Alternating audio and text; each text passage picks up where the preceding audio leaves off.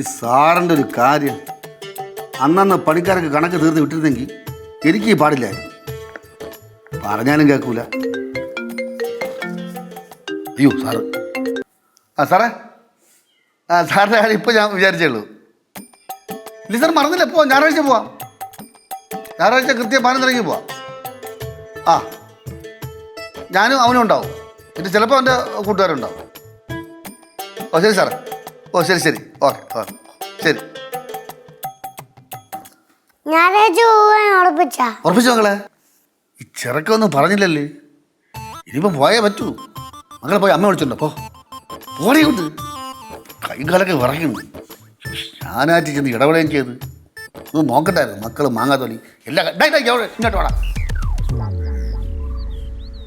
ഇവിടെ ഇല്ലേ? എന്താ വെച്ചാ ഇവിടെ ഇല്ലടേ. എന്താ ഡേയ്, ഇത് കളിച്ച കളിയല്ല. എഞ്ചിനീയറൊക്കെ ഒരു വാക്ക് പറഞ്ഞ വാക്കാണ്. ഞായറാഴ്ച പോകണം. എഞ്ചിനീയർ മാത്രമല്ല, നമുക്കുണ്ട് വാക്കിന് വില. ഞങ്ങൾ ചുമ്മാ ചുറ്റിക്കറങ്ങാനല്ല അച്ഛൻ പോണത്. സുരേഷ് ചേട്ടൻ്റെ കുടുംബക്കാരും കസിൻസിനൊക്കെ കാണാൻ വേണ്ടി പോണത്. അത് ഈ നിസാരം പെണ്ണ് കാണാൻ വേണ്ടിയിട്ട് മാറ്റി വെക്കാൻ തന്നെ കൊണ്ടുപോയാ. എത്ര പെണ്ണ് കാണുന്നത് നിസാരോടാ? നിസാരോ? അവന് പെണ്ണ് കാണാൻ തമാശയെന്ന്. ഇതിനു മുന്നേ പെണ്ണ് കാണാൻ പോയത് തമാശയായല്ലോ. നീലുവായി ചെറുക്കനെ പറഞ്ഞ് മനസ്സിലാക്ക്. എന്റെ സ്വഭാവം മാറി മാറി വരെയാണ്. ഒരു കാര്യം ചെയ്യും, നിങ്ങൾ ആ എഞ്ചിനീയർ അടുത്ത് വിളിച്ചു പറ, ഈ ഞായറാഴ്ച നമുക്ക് വേറെ ഒരു പരിപാടിയുണ്ട്, അടുത്ത ഞായറാഴ്ച പോവാന്ന് പറ.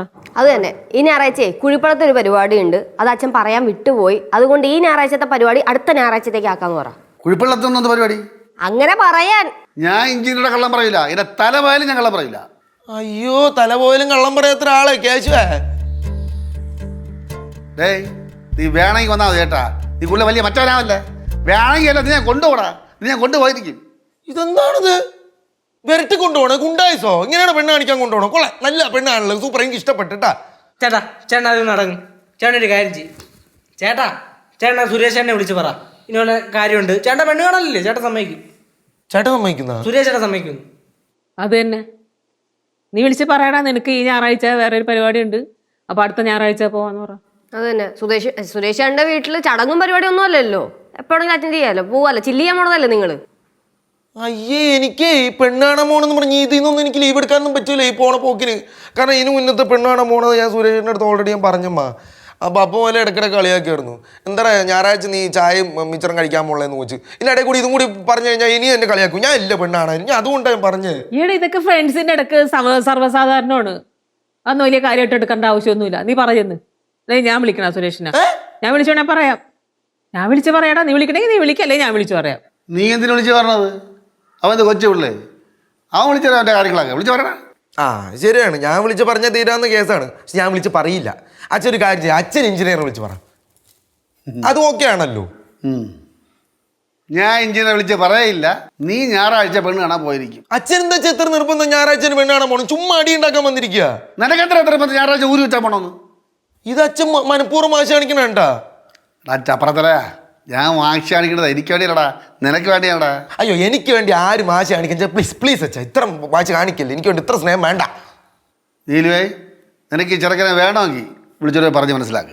അമ്മ ആണെങ്കിൽ അച്ഛനെ പറഞ്ഞ് മനസ്സിലാക്ക്. നിനക്ക് എന്താ കുഴപ്പം? അച്ഛൻ എന്താ അച്ഛൻ കുഴപ്പം?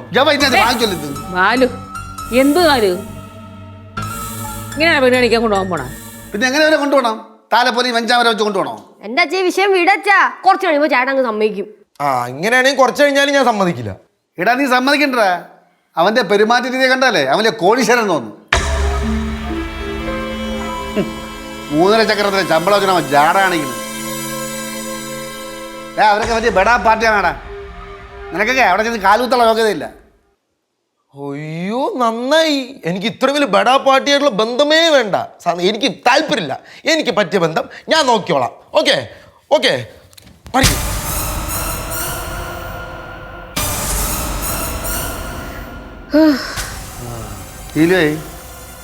ചെറുക്കന് വട്ടാണ്. ഇങ്ങനെ പറഞ്ഞ് മനസ്സിലാക്ക്. എനിക്ക് ഒന്നാം ദേഷികരിക്കുകയാണ്. എന്നെ കൊണ്ട് വയ്യ കേട്ടാ. നിങ്ങൾ തമ്മിൽ എന്തെങ്കിലുമൊക്കെ ആവും എന്നൊരു തീരുമാനത്തിലെത്തും.